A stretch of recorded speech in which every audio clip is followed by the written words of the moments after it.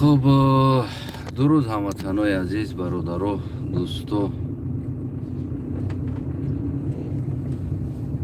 هموطنای عزیز، امیدوارم که همه کسا خوب، صحت، سلامت و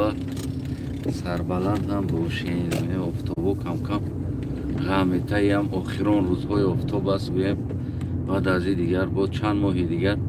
تا با افتاب های تا با گرمی های دیگر گفتیم همو گپا کی زنده و کی مرده. انا گویم که بسیار فیسبوک و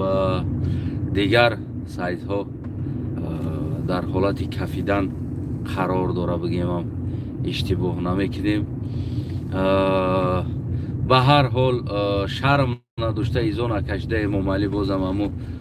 یک گروه قنچقگر که امنیت کاریکاتورا میکنن کو اکیجا کیفیتی ناتوری قطعی کاریکاتورا بگیم فرق داره. همین چیزی که ناتوری است و چیزی که کاریکاتورا است. نمیدونم در مرغ و کلای آدم مونده سنا گویا که گفتیم. به هر حال اکی اینم تسلی دادن امام علی هست که اینو تسلی داده ایستادن امام علی را که مثال اینمو او را چی کرده استیم، یعنی که مذاق کرده استیم ده همه قدر کار از دستشون می اومدگی. اما اون چیزی که هست، اون تخم هایی که رفت، اون حالت های امام علی یکون تاش کاریکاتورا نیست، اما ریال نه بگیم که چی هست، همون عکس ها هست. یعنی بسیار سر صداها در فیسبوک زیاد است، اما یک برادر یک چیز نوشتگی بود بسیار برام خوش اومد. اما نوشتش برای همون گفتم که من باید یک نوار هم کنم در همون مسئله. خب یعنی شرمنده کردن امام علی یا بگیم که توف کردن در روی امام علی و پاسولستوشه بگیم که با تخم ها زدن و نمیدونم با اخلاط ها برده سطیل اخلاط ها را در دیوارای پاسولستوش ریختن که اینجا یک توالت هست، اینجا یکون پاسولستو نیست. گفتگی اعتراض قطعی نه تنها در یک برلین بلکه در تمام اینجا بگیم که شبانه بگیم همون یا روزانه ادکریت میره یاد سطیل اخلاط میبری در تنهای دیوالش میچوشی و ببرویان توزه کنن خداشون و میگوی که اینجا توالت است. اینجا پاسول اینجا نماینده تاجیکستان نیست، اینجا یک بگیم که توالت است. اینجا دم خیلی انسانو یعنی کارمندان توالت زندگی میکنن. این بهترین چیزی است که شرمنده کردن و از این بابت من فکر کنم که اولتیماتوم ها را باید ما مانیم در کلاش. اولتیماتوم خدمونه یعنی خیلی مردم تاجیکستان بگیم اکثر جوان ها بگیم هم اشتباه نمیکنیم.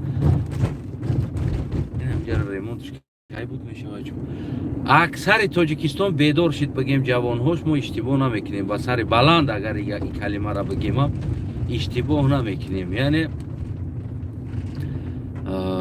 اصلا هم جوانایی که ببینین، اما جوانایی که یگان تا شما نه در یوتیوب دیدگی هستین نه در یگان جای دیگر دیدگی هستین، خلاص اومده بگیم که همون وقت روز ساعت آمد که این جوانو چیکار کنن. این جوان هم تا کف هنو بروین تر توزه و همی اومدن برابر بگیم که همون از گریبانی امام علی رحمان یا که نمیدونم نماینده های امام علی رحمان گیرن با سر بلند شتکششون کنن.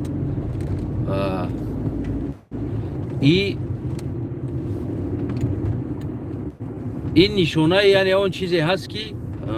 جوانای تاجیکستان دیگر صبر طاقت ندارن. نو وابسته بگیم که او در یگان حزب باشه یا در یگان حرکت باشه یا مستقل باشه، تنها برای این جوان ها بگیم یک راهنما، یک با همین اصطلاح روسی که میگن کو کریشا، میگن کو کریشا یعنی که اتویچت میکردگی انسان در کار است. دوخی که تاجیک داره باور کنین، دوخ گردایی که مردم تاجیکستان داره او گرده و او دوخه که در فیل بمونی فیل قوا نمیکنه میمره، فیل دیلش قوا نمیکنه. من ایرا ریال نمیگم. برای چی؟ برای نه هر انسان دیپلمات در خارج بخپه شتکش کنه. با یک جوانی که نه سپارتسمنت هایو، نه کراتئیست های، نه واندام های، نه ترمیناتور های، یک جوان یک مهاجر 30 سال باز نمی رپرسی های امامالی روسیه همی آسیا همی کلوب دیکتاتور را در رپرسیش این بیچاره کو نمیدونه چیکار کنه. یعنی با یک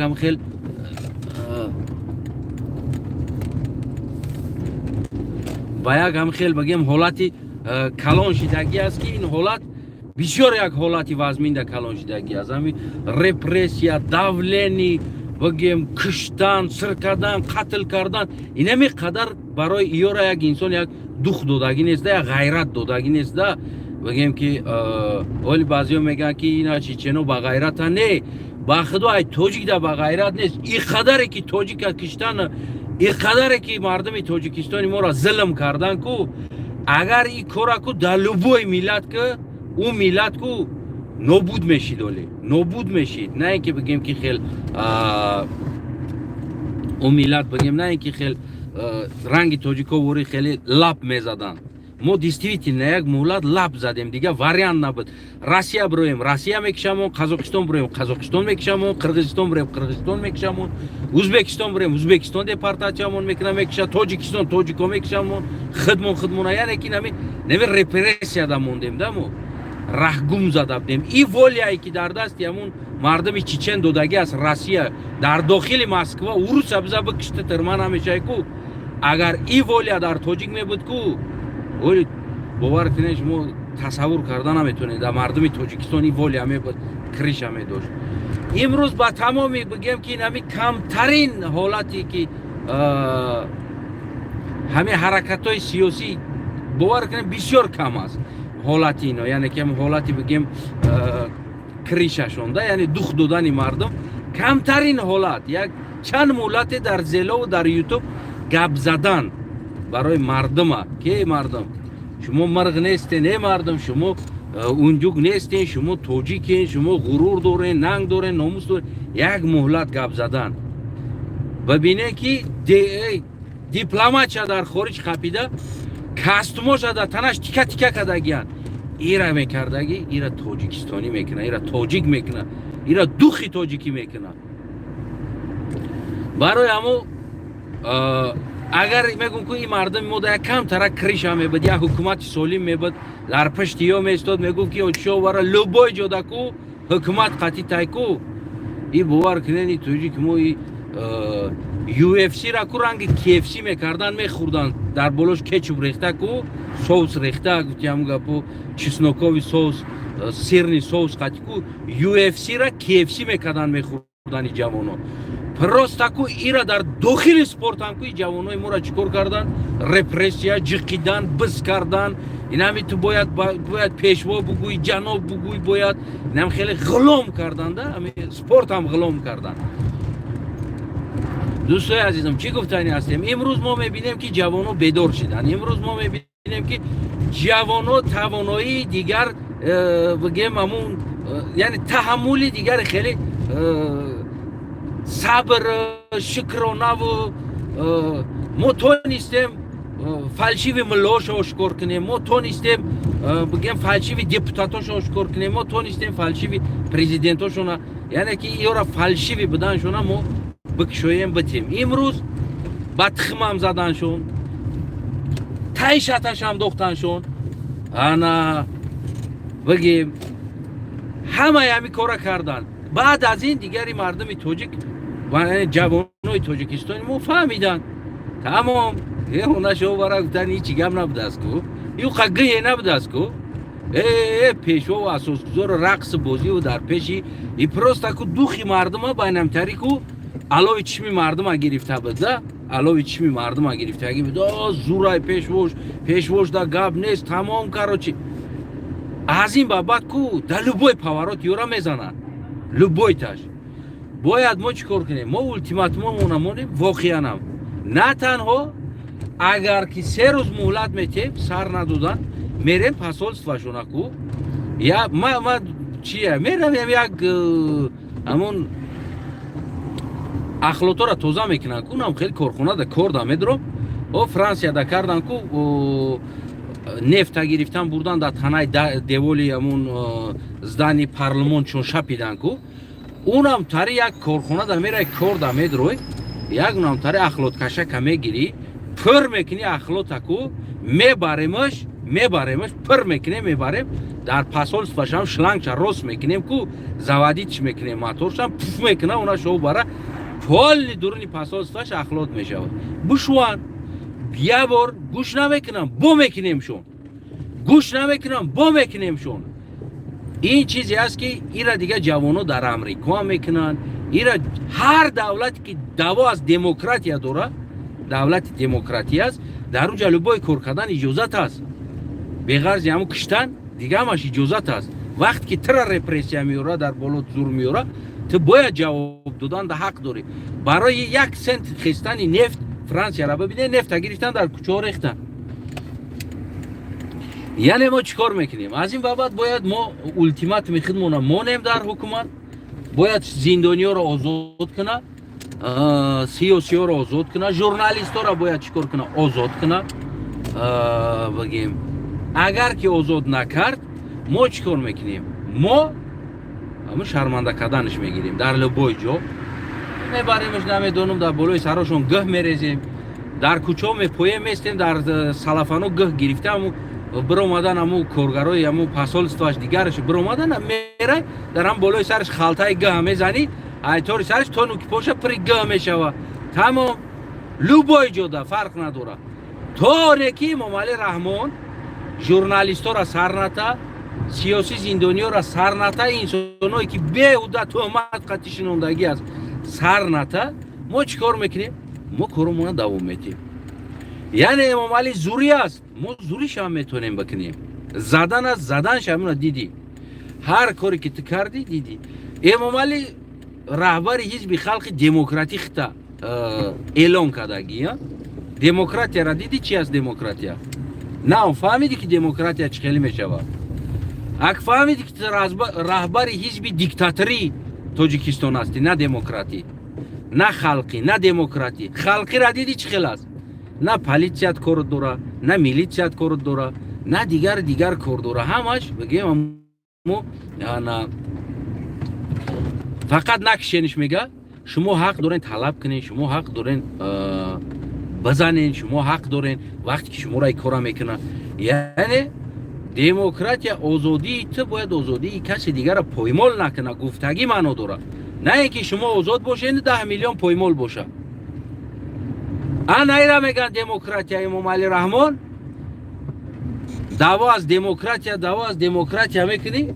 хоб эмомалиҷон ана ки демократияро бомӯз демократия чи аст агар ту ин корора дар тоҷикистон иҷозат медодӣ ҳеҷ вақтра ба тухм дар тоҷикистон намезаданд аз ту талаб мекарданд тазоҳурот мекарданд хоҳиш мекарданд эҳтиромот мекарданд то ки бигем